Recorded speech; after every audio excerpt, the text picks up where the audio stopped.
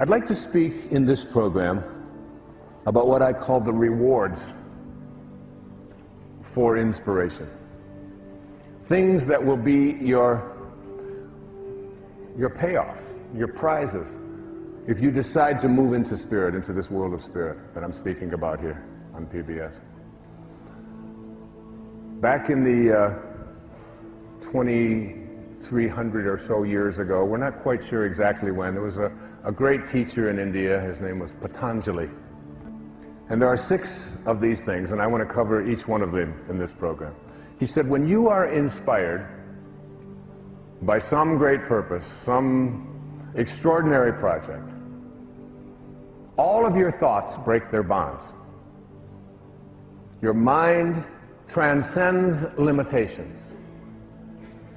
3, your consciousness expands in every direction. And 4, you find yourself in a new and a great and a wonderful world. Dormant forces, faculties, and talents come alive. And 6, you discover yourself to be a greater person by far than you ever dreamed yourself to be. Those are the rewards. It's not like you're going to win the lottery. It's not, and you may. It's not that somebody's going to come riding into your life on a white horse or whatever. These are the rewards. These are the things that are going to be so powerful for you. All of your thoughts break their bonds. All of your thoughts break their bonds. What do we mean by your bonds? Your bonds are the thoughts that you have that keep you disconnected from your source.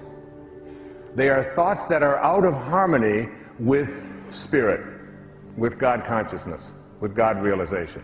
Because this is basically about being like God, being like source, being like spirit, being like divine mind. In everything, in every thought, in every action, more and more, connecting yourself back, catching yourself. So, the bonds are the ways that we think.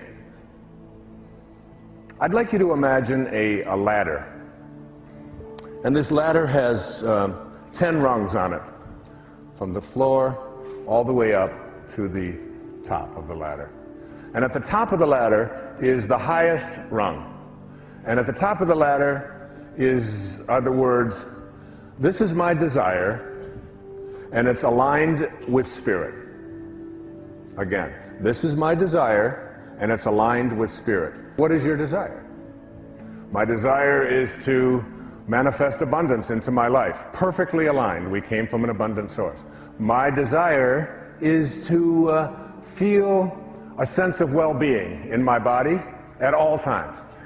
Perfectly aligned. My desire is to have divine spiritual relationships in my life. My desire is to get the job that I am working towards getting. My desire is to live in a place where I feel most peaceful and most loving. My desire is, and these, whatever it is, it doesn't make any difference. It's the 10th rung. It's the highest rung. It is your spirit aligned with your desire. All right? So here it is. It's right up here. Now you have to ask yourself the question, what is it that I offer up to this 10th rung desire? All right? A 10th rung has to have, in order for it to manifest and show up in your life, it has to have thoughts, feelings, and behaviors that match up to that. And if they don't match up, you get out of harmony. See, thoughts are energy. Like everything in the universe, it's energy. Einstein said that nothing happens until something moves. The mistake that most of us make is that we attract what we don't want, because our thoughts are on what we don't want. Or we continue to attract what's missing in our life. We're not at number 10, we're at about number 3. And what are some of these on these lower rungs? It probably won't happen. It's very difficult. These kinds of things have never happened for me before. I don't have this kind of luck. We've got the wrong people in the White House. The economy is bad. I don't have the ability to make it happen. I don't really believe it's possible.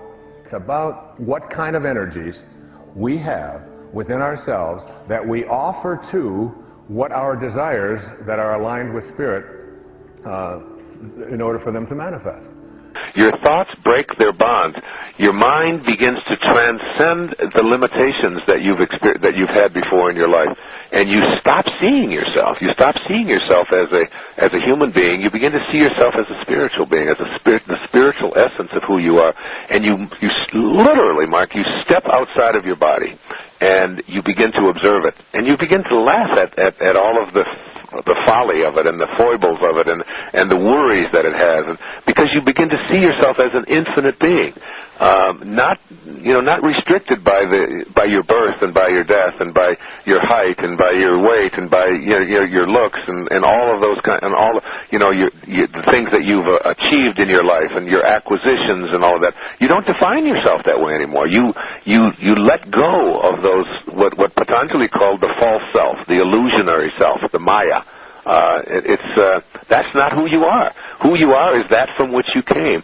And as you get back into that place from which you came, you absolutely know that in harmony with God, all things are possible. I mean, it's right out of the scriptures. With God, all things are possible. Now, I don't know how many people you got on the line, but let me ask every one of you. Now, what does that leave out?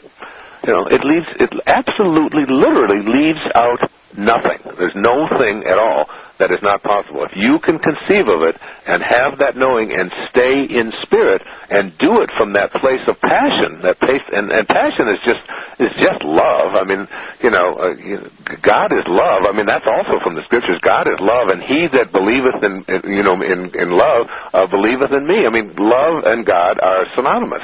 God and good are one. They're the same thing. There's no difference between the two of them.